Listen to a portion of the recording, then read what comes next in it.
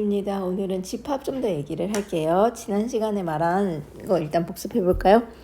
집합을 나타내는 방법이 3개가 있었죠. 예를 들어서 A라는 집합을 X라는 걸 원소로 가질 건데 그 X는 10 이하의 소수, 이렇게 말하면 이거는 조건제시법이랬죠. 원소를 어떤 조건에 만족하는 걸 원소로 갖는지, 그 다음에 정말로 그 원소들, 조건을 만족하는 원소들을 줄줄이 나열하면 2, 3, 5, 7 약수의 개수가 2개인 숫자들을 소수라고 한댔고 10 이하에서는 이렇게 4개가 있었죠. 그렇죠?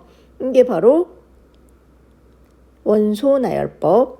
그 다음에 이렇게 그냥 다이어그램 그림 동그랗게 그려서 여기다 A라는 집합 이름 써주고 이 안에 원소를 그냥 이렇게 넣어주면 돼요. 아무렇게나. 그러면 이게 벤 다이어그램. 그러면 B라는 집합도 예를 들어서 하나 X가 있고 X는 10 이하의 홀수, 만약에 이렇게 주면 이거는 조건제시법이고 원소나열법은 10 이하의 홀수니까 1, 3, 5, 7, 9 이렇게. 그래서 여기 지금 그린 거에다가 좀 더 합쳐서 그리면 어떻게 되냐면 B라는 집합도 여기다 이렇게 그릴 수가 있고 B하고 A하고 겹치는 원소는 이 사이에 공통으로 들어가니까 3, 5, 7 여기다 쓰고 나머지 찌끄러기 A에만 있는 건 여기다, B에만 있는 건 여기다 이렇게 쓰면 됐었죠. 그래서 이렇게 나타낼 수 있는 방법, 이게 벤 다이어그램이라고 했어요. 그렇죠? 자, 오늘 할 거는 집합의 종류랑 집합도 수처럼 연산을 좀 할 수가 있어요. 그런 연산 방법 몇 가지를 해볼게요. 일단 집합의 종류는 지금처럼 이렇게 원소의 개수가 얘는 원소 개수 4개, 얘는 원소의 개수 5개, 이렇게 원소의 개수를 셀 수 있는 집합을 유한집합이라고 해요. 얘네들은 다 유한집합이에요. 그런데 만약에 자연수의 집합 그랬으면, 만약에 C는 자연수의 집합이라고 해봐요. 그러면 자연수의 집합은 1부터 1, 2, 3 이렇게 일씩 커지는 숫자들을 다 쓰는 건데 이걸 다 어떻게 써?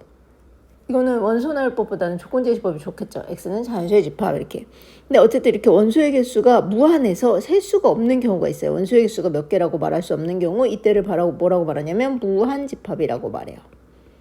그러면 원소의 개수가 유한한 것도 있고 무한한 것도 있고 당연히 0개인 것도 있겠죠. 원소의 개수가 아무것도 없어요. 집합 표시만 있고 여기 원소가 한 개도 없는 거야. 이런 걸 뭐라고 말하냐면 공집합이라고 말하고, 얘는 이렇게만 쓰기 너무 민망하니까 어떻게 쓰냐면 이 공에다가 이렇게 짝대기 띡 그려서 이렇게도 써요. 이게 바로 뭐냐면 공집합. 그래서 원소의 개수가 유한하면 유한집합, 무한하면 무한집합, 없으면 공집합. 여기까지는 꽤 괜찮죠? 기억할 수 있을 거예요. 그래서 공집합은 원소의 개수가 없기 때문에 포함 관계가 어떤 집합하고도 포함 관계를 쓸 수 있어요. A라는 집합에도 공집합은 들어가고 B라는 집합에도 공집합은 포함되고, 아까 전에 여기 C, 무한한 C라는 집합에도 공집합은 포함돼요. 이렇게 누구하고도 포함된다고 말할 수 있죠. 그리고 지금 이 무한 집합에서 이게 자연수의 집합이니까 A하고 B는 또 C에 포함되겠죠. A는 C에 포함되고 B도 C에 포함되고, 그쵸? 자연수에 다 들어있으니까 13579도 2357도. 그래서 포함관계를 나타낼 수 있었어요. 그리고 원소하고 집합의 포함관계도 나타낼 수 있었죠. E라는 원소는 A라는 집합에 이렇게 포함이 됐었어요. 그쵸? 그러면 E라는 원소는 B라는 집합에는 포함이 되지 않죠. 그럼 이렇게 하면 돼요. 포함되지 않는다는 뜻이에요. 이것도 만약에 A하고 B는 서로 포함관계가 없어요. 그쵸? 그러니까 그냥 이렇게 하면 돼요. 또는 B가 A에도 이렇게 해도 되고. 자, 그래서 이게 지난 시간에 한 거 복습 플러스 집합의 종류를 얘기를 했는데, 이제 집합의 연산을 한번 해볼게요. 집합 연산 어떻게 할 수 있냐면 집합을 더할 수가 있어요. 그게 바로 뭐냐면 합집합. 그리고 기호는 어떻게 나타내냐면 이렇게 컵처럼, U자처럼, 알파벳 대문자 U자처럼 나타내서, 자, 어떻게 쓰냐면 A랑 합집합 B 이렇게 쓰면 이게 무슨 말이냐면 A에 있는 원소랑 B에 있는 원소를 모두 다 써주란 얘기예요. 그러면 겹치는 건 한 번만 쓰면 돼요. A에 있는 원소 작은 숫자부터 쓸게요. A에는 없지만 B에 있으니까 1 쓸 수 있고 2 쓸 수 있고 3, 둘 다 있고 4는 없고 5 있고 7 있고 9 있고 이렇게. 그래서 아까 벤 다이어그램에서 그린 거를 보면 요 안에 있는 요 모든 원소들 있죠. 1, 2, 3, 5, 7, 9 이게 바로 합집합의 원소들이에요. 그 다음에 차집합이 있어요. 차집합. 차집합은 뭐냐면 빼기예요. 빼기. 이렇게 말 그대로 진짜 빼기. 그리고 어떻게 하면 되냐면 자, A에서 B를 뺀다. 그럼 이건 무슨 말이냐면 A라는 집합에서 B에 있는 집합의 원소를 제거하는 거예요. 그러면 지금 여기 보면 A에 있는 원소는 A에 있는 원소는 얘네인데 여기서 B에 있는 원소를 제거하는 거죠. B에 있는 원소. 누구냐면 B에 있는 원소 얘네. A에도 있고 B에도 있는 원소를 제거하면 누가 남아요? 2만 남죠. 그래서 이렇게 2라고 쓰면 돼요. 그래서 B 빼기 A를 구해보면 이번에는 B에 있는 원소가 얘네들인데 여기서 A에 있는 원소를 빼면 A에 있는 원소 얘네인데 얘네를 빼버리면 여기만 남는 거죠. 1하고 9. 그래서 1하고 9 이렇게. 그래서 사실 더하기는 숫자도 마찬가지예요. 3 더하기 5나 5 더하기 3이나 똑같죠. 이렇게 앞에랑 뒤를 순서를 바꾼다고 해서 변하지 않아요. 이런 거를 뭐라고 말하냐면 교환해도 성립하는 식이기 때문에 교환법칙이 성립한다고 말하거든요. 합집합, 집합에서도 교환법칙은 성립해요. 합집합은. 근데 사실 뺄셈도 3 빼기 5랑 5 빼기 3은 다르죠. 5 빼기 3은 2지만 3 빼기 5는 마이너스이거든요. 그래서 요거하고 요거는 다른 값이에요. 그래서 뺄셈은 교환법칙이 성립하지 않죠. 마찬가지로 집합도 차집합은 교환법칙이 성립하지 않아요. 그렇죠? A에서 B를 뺀 거랑 B에서 A를 뺀 게 확연히 다르다는 걸 볼 수 있죠. 자, 그 다음에 하나 더 뭐가 있냐면 교집합이 있어요. 우리가 아까 여기 지금 그려놓은 거 이게 좀 엉망이 됐는데 다시 하나 더 그리면 A 여기 B 여기가 3, 5, 7이었고 여기는 1, 여기는 1, 여기는 2, 여기는 1, 9 이렇게 됐죠. 교집합이라는 건 뭐냐면 A에도 있고 B에도 있는 원소를 말해요. 그래서 벤 다이어그램 상에서 어디를 말하냐면 여기가 바로 교집합이에요. 그래서 교집합 기호는 또 어떻게 쓰냐면 교집합 기호는 합집합 뒤집은 거 이렇게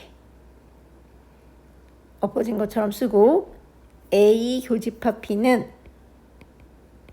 어디에 있는 원소를 저 사이에 겹쳐 A에도 있고 B에도 있는 원소를 말하기 때문에 3, 5, 7 이렇게 됐나요? 그래서 지금 아까 여기 빼기 A 빼기 B는 A에서 B를 뺀 거기 때문에 여기 그죠? 그 다음에 B 빼기 A는 B에서 A를 뺀 거기 때문에 여기 그리고 교집합은 여기 있는 원소를 말하죠. 이렇게 원소 나열법으로 있을 때도 할 수 있으면 좋고 벤 다이어그램으로 있을 때는 눈에 띄게 보기 좋으니까 이렇게 하면 돼요.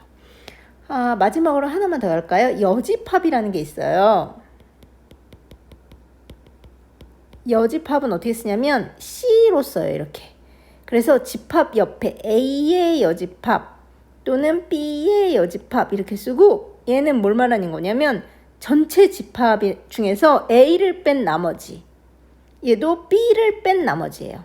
요 여집합이 붙어있는 요 아래에 있는 요 집합에 있는 원소를 제외한 나머지 집합 원소들을 다 써주면 그게 바로 여집합이에요.